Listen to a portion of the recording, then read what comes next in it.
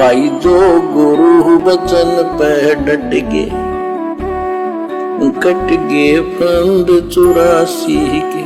अब बच्चों, हम जिस सुख को सुख मानते हैं, हम चाहते हैं धन हो, मंत्री बने, मुख्यमंत्री बने, बस हमारी महिमा हो, यश हो। ये कहने से, सुनने से, कल्पना से कुछ नहीं होता।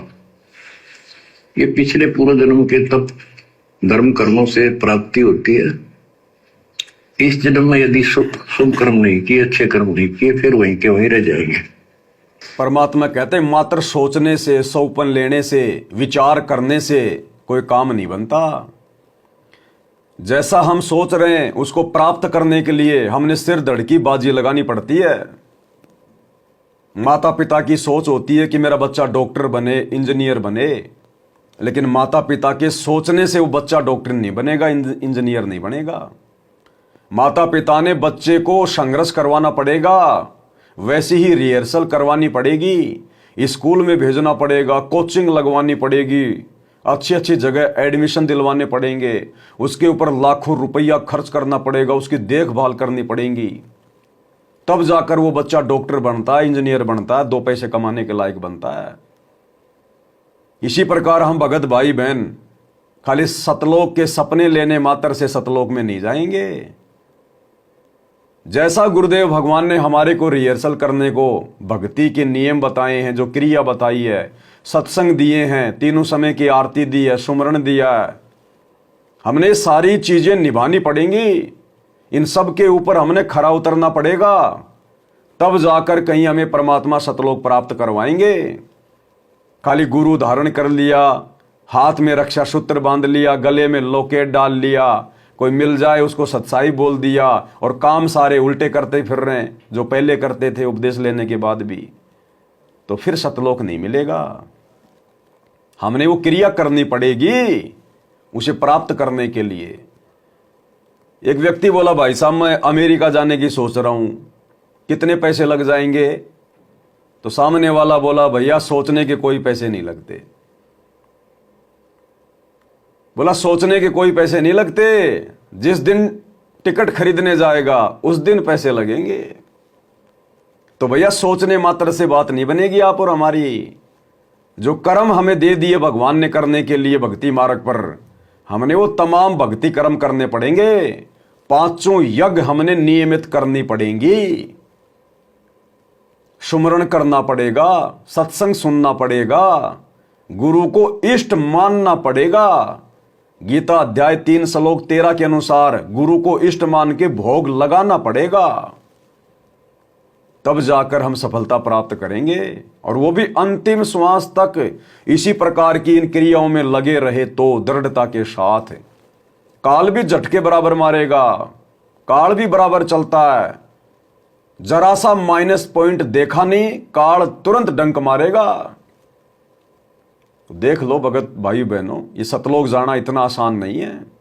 परमात्मा कहते हैं, शीश उपाड़े भूमि धरे, ऊपर रखे पाव, कबीर का घर शिखर में तेरी गरज पड़े तो आओ। कबीर का मार्ग कठिन है, नहीं कायर का काम, इस पर चले कोई सूरमा, आठों पैर संग्राम। और परमात्मा कहते हैं, जलाऊं भी, तपाऊं भी और चिमटे से खाल उतारूं, फिर भी जो ले नाम हमारा उसको पार उतारूं। लेकिन ये सारा संघर्ष बहुत आसान हो जाएगा यदि हमने एक काम कर लिया तो, और वो काम है यदि हमने लोक लाज को मार दिया तो।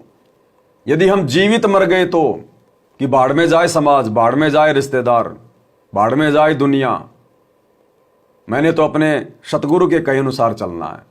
जिसने लोक लाज को ठोकर मार दी, समझो उसने दुनिया को जीत लिया, वो आदमी जीवित ही मर गया। ये लोक लाज ही है जो हमें यहां फंसा के रखे हुए है।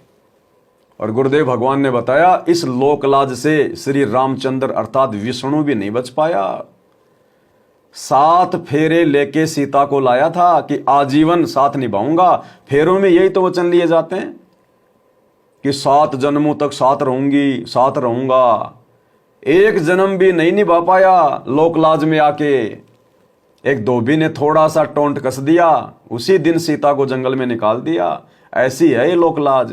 इसने यहाँ के भगवानों को नहीं छोड़ा, अवतारों को नहीं छोड़ा।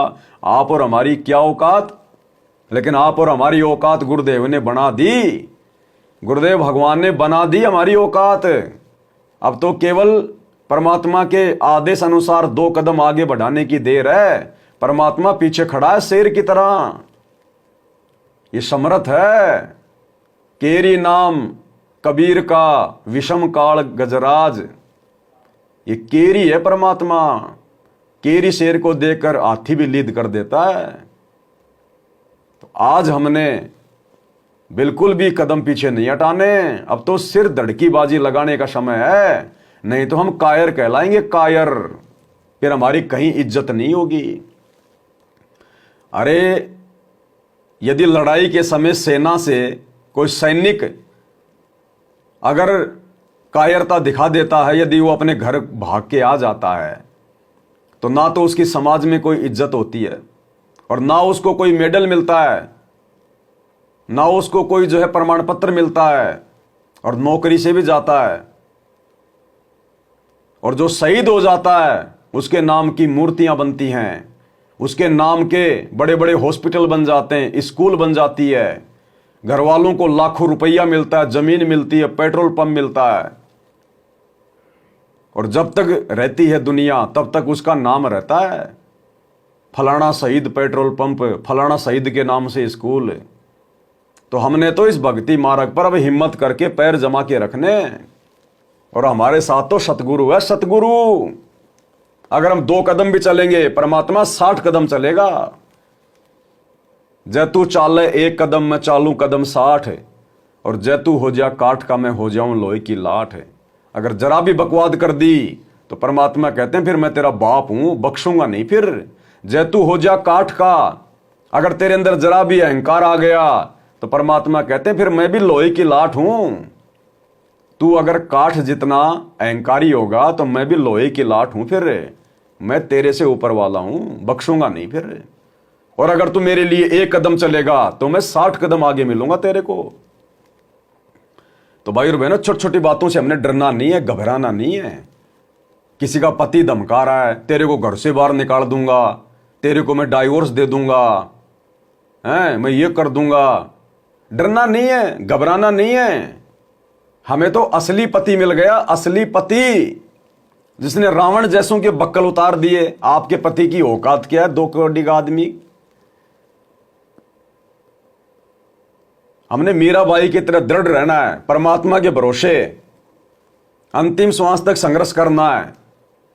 छोटी छोटी बातों को लेकर हमने अपना जो परिवार है वो नहीं छोड़ना।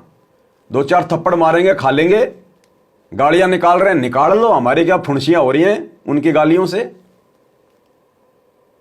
दुखी कर रहा तो कोई बात नहीं, इस काल के लोक में वैसे भी परमात्मा नहीं मिलता तो न जाने क्या क्या दुख उठाते।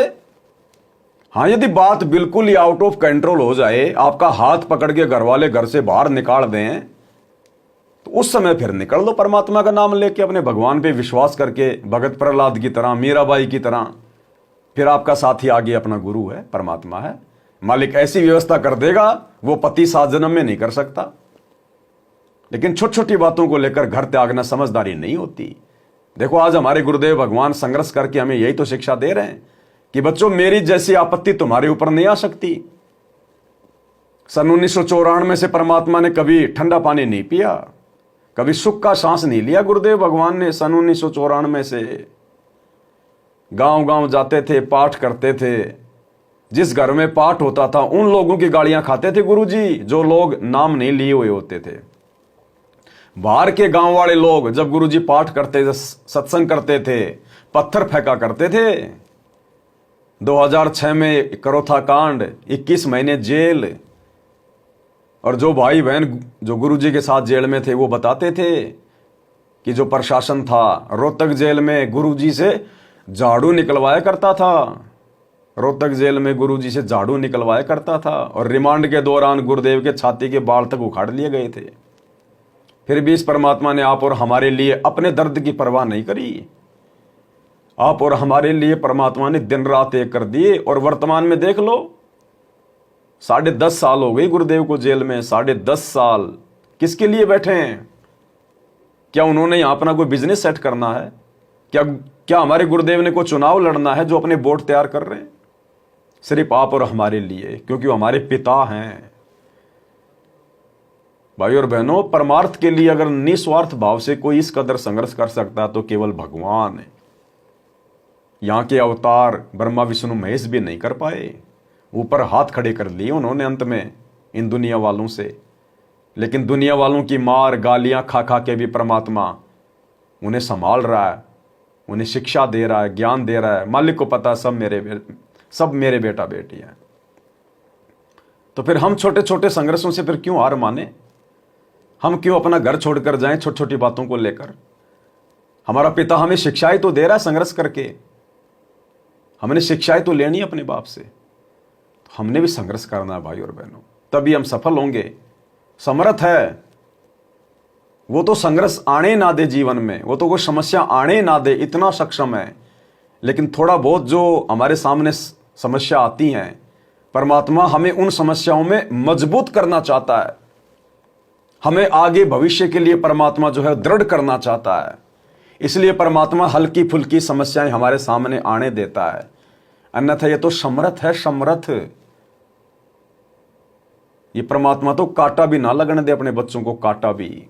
भाई जो गुरु बचन पे डट गे, कट गे फंद 84 के, कट गे फंद 84 के, रकट गे फंद 84 के।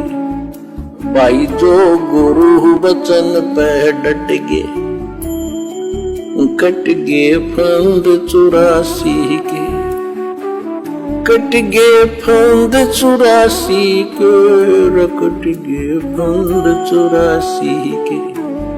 भाई जो गुरु बचन पे डट गे,